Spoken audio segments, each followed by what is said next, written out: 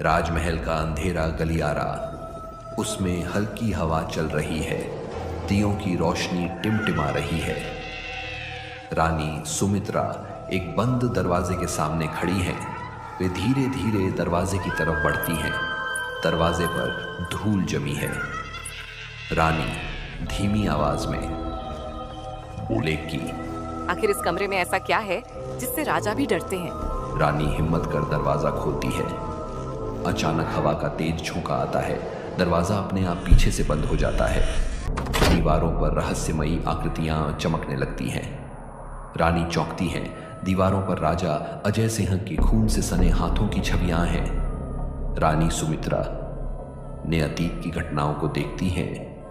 राजा अपने पिता को मार रहे हैं, निर्दोष लोगों को मारकर अपने गद्दी बचा रहे हैं। वो देखकर रानी सुमित्रा धड़कनों की आवाज बढ़ती जाती है।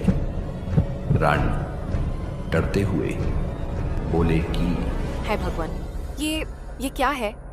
राजा ने अपने ही पिता को मार रही है। कालकक्ष का दरवाजा के पास रानी सुमित्रा खड़ी थी। अचानक पीछे से किसी के कदमों की आवाज आती है।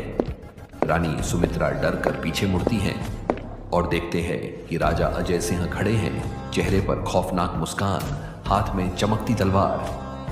राजा धीरे धीरे रानी की तरफ बढ़ते हैं। राजा खतरनाक लहजे में रानी सुमित्रा को बोले, मुझे लगा था कि तुम कभी इस कमरे में नहीं आओगी सुमित्रा।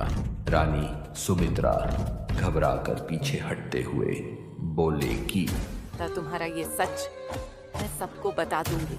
राजा हंसते हुए तलवार उठाते हुए और बोले कि पर तुम अब जिंदा नहीं बचोगी।